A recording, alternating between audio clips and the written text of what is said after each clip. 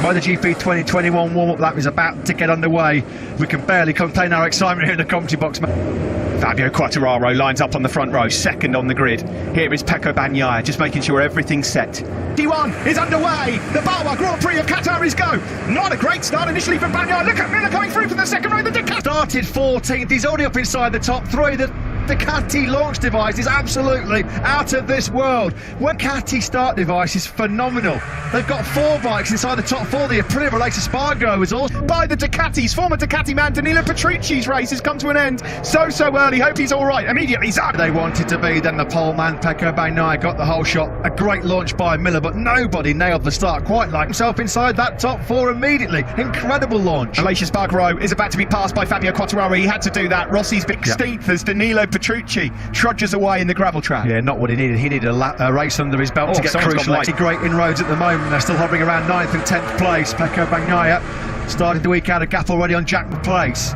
There is Jorge Martin then in 4th place, the Pramac Ducati man, number 89 behind 5, Zarco. What a start it was. On Ducati, down the start-finish straight. Who's last of the breakers into turn 1? Brilliant from Zarco. There's nothing that's such a vast performance advantage. Bagnaia leads at the end of the first lap of the season by almost 7/10 of a second. Leader and Jorge Martin off that sensational start. It's just come up on our screens. No jump start.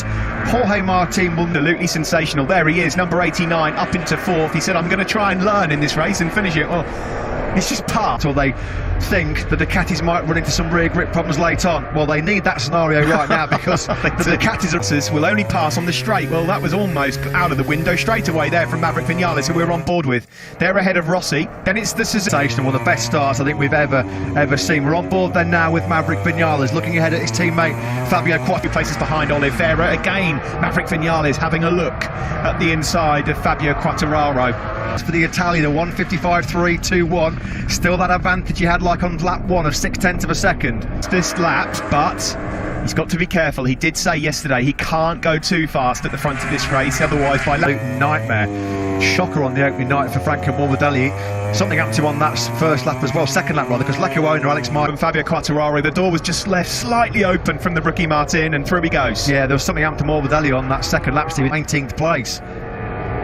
There is Valentino Rossi just ahead of the 2 Suzuki still, so yeah, Vinales has got Martin as well. Valentino Rossi there now being hounded by Alex Rins. He was wide there, Rossi, and that was easy enough for Rins to pick him off. So Alex Rins then moves up. Former teammates on screen. Pol Espargaro, Repsol Honda rider, just ahead at the moment of Brad Binder. Stefan Bradl just behind them as well. A little bit to maintain that pace. He did say yesterday he was a little bit concerned about the first few laps of the full fuel tank at Related Spargo. He's gone from 5th to Valentino Rossi. So Mir now up into 8th place. Now remember folks, the Suzukis are world champions for very good reason. 54.928.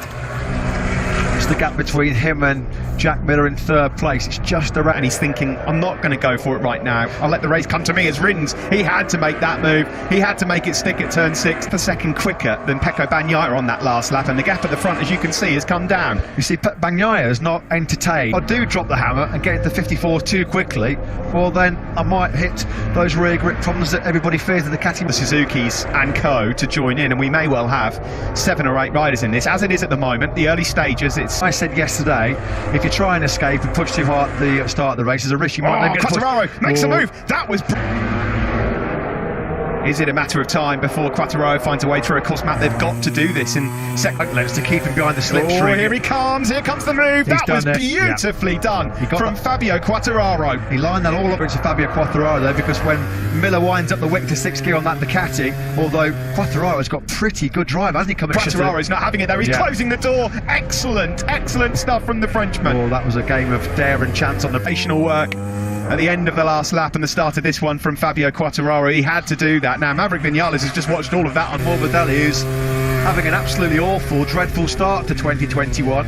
What happened to him? 7th on the grid, 16th. He can't get into the 55s. There's definitely a problem because Franco Morbidelli, that is just not reflectable now. We're on board here with Jack Miller looking at Fabio Quartararo up ahead. Oliveira threatened a strong race. A bike noise, I'm sure, unless I'm hearing things, Matt, but I thought I just heard, we have, Taka Nakagami's gone down. Drives nowhere near good enough from Taka Nakagami. Yeah, and the front end just tucking out right front of him. I just wonder if he maybe clipped a bit of curb on the inside. Go. We come across the line then to complete lap 7. It's still number 63, Bagnaia, who leads this one, the Italian from fellow Frenchman, Fabio Quartararo. Here comes the move from Maverick Vinales on his good friend Jack Miller. Miller fading, he's falling back At the moment, just trying to save a bit of tyre, you never know. It's hard to read what's going through his mind. I mean, there's such a long way to go. And It's difficult to call, Matt, because at the end of last year, Jack Miller matured so much. He used his head in races. Is this a sign that he... Alex Rins has put some clear daylight between himself and his Suzuki teammate Joan Mir. The gap between the two GSX-RRs is now nearly a second. About a fellow rookie check, Bastianini 16th and Luca Marini 17th. The two factory Yamahas are closing now on Johan Zarco. They have worked beautifully to get back on terms again. But Vinales knows he doesn't have to take any silly risks to get through on Quartararo because Fabio's paid right on cue now. He's going to attack Quartararo, isn't he? No, he's not. But this is a good position for Maverick Vinales to be in because he knows that Fabio The tail of Jack Miller, which can spell trouble, because if Alex Rins is there at this stage of the Grand Prix, we know how good he is with it. Vinales looks like, doesn't he, that he's got the better speed of the two Yamaha riders at the moment. He wants to make sure that we're just starting to perhaps stretch away from Fabio Quartararo. Fascinating race. So his wheel, the Frenchman will know he's right there on its case. Bagnaia still leads though. 10th or so in it, back to gone. Yeah, Johan Zarco, you've got to say he's doing an excellent job here. He's kept his powder dry, used the power of the Ducati first corner. He really is strong, a lot of confidence in that front tyre. Going into turn 1, braking from well over 3. Alex Rins, a 54.9, fastest man on that last lap. Aleix Espargaro finally dispensed of Martin. Look, not quite. It's coming. Rins fancies this one. He's done brilliant work from 9th on the grid. Wasn't suggesting they've been sandbagging, but he knew the threat that Rins was going to pose. So many riders talked last night about you can't discount, and Vinales did at turn 6. Yeah, Vinales also had another look at his teammate. We're riding on board now with Fabio Quartararo. Look at Maverick Quartararo right now. He'd be able to get on terms with Bagnaia and Zarco.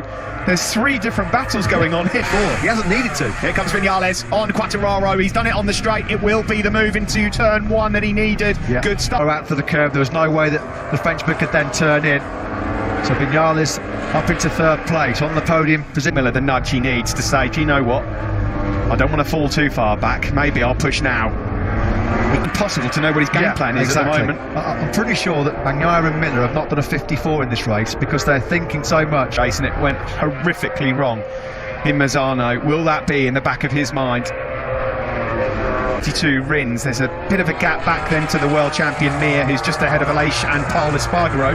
Well, he's still doing 56s. Franco Morbidelli in 19th place, nowhere near. Maverick Vinales' corner speed is so Maverick Vinales for quite some time, I'd wager to say. It is, yeah, and it's aggressive as well. It's not the best we've seen of him in a race like this. Here comes Miller. Miller on Quartararo. Has he got that move done in the slipstream? Fabio Quartararo. Free time, isn't it? Free time. The Ducati, once it gets wound up to 6th gear, you've got no chance. On this lap, may well just fancy a move on Johan Zarco. Is it coming? Was it made there? No, not quite. We're on board with By far the quickest man on the circuit on that last lap was Aleix Espargaro, who's taking time out of the world champion. Here comes Maverick Vinales, up the inside. Brilliant. This is a new and improved Maverick Vinales. Rins, he's now going through as well. Beautiful. Play to your strengths. That's what the Yamahas and Suzukis have to do. They haven't got the grunt down. Vinales, he's on fire. Almost elbow contact there with Pecco Bagnaia, the race leader. Wow. One of him for some time. He was boosted by this man, Esteban Garcia, returning to crew chief. He's even getting a bit of slipstream. Slipstream comes into the reckoning. Incredible. So Bagnaia is led from the very first corner of this Grand Prix, but he's on the Yamaha, or it will help us. Look at the speed traps, Matt. Ducati's top speed advantage has been negated for Vinales. Yeah, I mean, that's 20 odd kilometres an hour slower than what they were last night, isn't it? The factory Ducatis somewhere, because he went from 12th to 16th. He did a mid 57, Rossi. So no points at the moment for Petronas Yamaha SR. And here it comes up the inside. Surely no, the door's closed by Pecco Bagnaia, but Maverick Vinales is cut on the start-finish straight, Matt, to see what has happened to Ducati's speed. There's a headwind, of course, which isn't helping, but Vinales is actually able to... Braking zone for turn 1. No, he's not at the moment. Fabio Quartararo is being closed down rather rapidly by Joan Mir. Half a second between the team, only 5 in their Premier Class history previously. Vinales, fantastic work this to go here. He was confident last night, wasn't he, that he could keep his rear tyre better than the Ducatis. So, oh, here he comes. He's going for it. There's a gap. That's so tight. There's going to be contact almost. Wow, incredible stuff here. Taka Nakagami's teammate had already crashed early on in the race. Ducati are dropping 20 Ks. Rapid old crash by Alex Marquez. Rins is through. 5 crashes in the test. Another one here in the race, unfortunately. Alex Rins is now up into 4. In on this group, not just Alacia Spargaro, but brother Paul as well on the Repsol Honda. Yeah, that's impressive by Polistri. Miller gets back on Rins with some Ducati grunt down the start-finish straight. He just about gets the bike stopped. Left in this one. Well, it's all about who's keeping the best rear tyre for those crucial last 2 or 3 laps. Holding firm, the number 63. They're all doing, the top 3 men came over the line, 55.9, 55.9, 50. Although he has wrestled that place back, hasn't he, again, Alex Rins. He's putting up a real big fight here. He wants that first victory. Vinales on the factory Yamaha, number 12 in second. Here he comes. Oh, beautiful, beautiful stuff from Top Gun. Maverick Vinales, can he try and make a crucial break? He's going to try, and what he's trying to do here now is just push the Ducati. World champion Joan Mir's made a place. He's up ahead of Fabio Quartararo, the number 36. He's now closing on this pack as well. I didn't really see this Maverick Vinales at any time during 2020. Suzuki's, they're not out of it either, are they, as well? Vinales, they're Frenchman, but for how much longer? Because he's got Rins swarming all over his rear tyre. And you cannot discount Joan Mir as well, because Mir... By the way, with pole behind, and Enea Bastianini is 10th. The rookie. Incredible job from him. He's now in Qatar 2017. He's right on course to repeat that feat here tonight. Used the Ducati to its full potential on the start-finish straight at the Lusail International Circuit. On this lap 16. In fact, he's already around half a second clear of the Italian now. I'm going to see, that was ruthless at turn 15. Took the space away from Jack Miller, and the world champion now. He's ripping himself away from these 2 Ducatis. Johan Zarco's going to maybe move up into second place here. He challenges Pecco Bagnaia. Immediately behind him, 4 tenths quicker than Alex Rins in 4th place. Vinales had a disastrous ending. What a way to respond and kick off 2021 potentially with a stunning victory. Here with Vinales first, and is there going to be a move there from Alex Rins again? No, not quite. Rins on the brink of a podium. Bike on the podium. They might not have either on the podium at the moment because Pecco Bagnaia's got his hands full of Alex Rins, and that's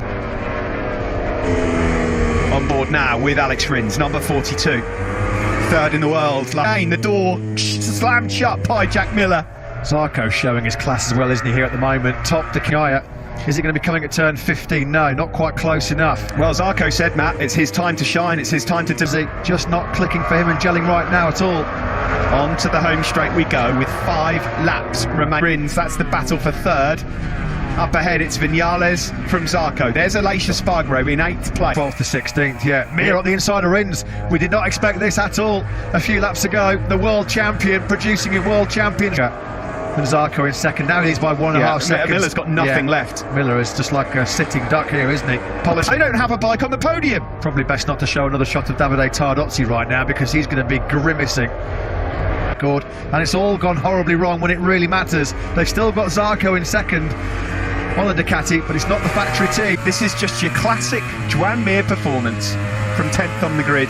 And we've said it so many times, if they get qualified, Mir was on Friday and Saturday, it's how you come out and respond, and his response has been pretty emphatic to say the least. The Pramac Ducati, but he's struggling with rear end grip here, Johan Zarco. You've got to say Zarco though has managed the rear tyre a lot better than himself into that comfort zone. He reeled off those brilliant laps in the mid to low 55s, got himself that comfortable buffer. It's clear as Zarco. It's going to take a monumental mistake by Vinales now to throw this one away. Yes, it's true. Somehow, because of maybe the confides of his life at the front of this MotoGP race to kick off 2021. There was a dream debut on the factory Yamaha test here in Qatar. Ducati were the red-hot bookies' favourites going into the night's race. Full amount of fuel, you know what I mean, and then it uses to use full power and finish the race. So, you know, after those initial moment, they might lose second place here as well. Quartararo's been given a track limits warning. We've got a lap and a bit left. Mir in second place. What a salvage job that would be. What a rescue mission by Mir, absolutely outstanding. I don't think even perhaps... The last lap of the race here at the Lusail International Circuit. When it was rather handed to him on a plate by Bagnaia's mistake in Mazzano. This is a proper, genuine... It's the fact that he's had to get his elbows out in this. to do it as well. It's really, really fantastic. Friday night, bike going to turn up. You were wondering whether he was going to wilt, but no. He's been absolutely sensational tonight. Thoroughly deserved QATAR as well. Rins's charge through has faded somewhat lately. Well, it 2 tails from the start to now, that's for sure. And here comes Tranmere on the last lap. He goes through, the world champion. He can place, it looks like he will do. Take my breath away, Top Gun. What a ride by Maverick Vinales. Oh no, Mir's been absolutely... Suzuki, they can't believe it. We can't believe it. It looked like Mir had it absolutely nailed on. He got hammered by the Ducatis. Did he just lose it? But brilliant by Maverick Vinales, one of the rides of his Grand Prix career. Look at this though, late on. Late drama as always. In 4 or 5 bites, he's wide. He's gone wide. He's gone You know what wide. he's doing there, Steve? That was all because he was trying to make sure this Tranmere, that's going to be gut-wrenching for the Suzuki man. He'd done such a great job. That was all because he had a handful of throttle. With it being so dirty, it could have been launched over the handlebars.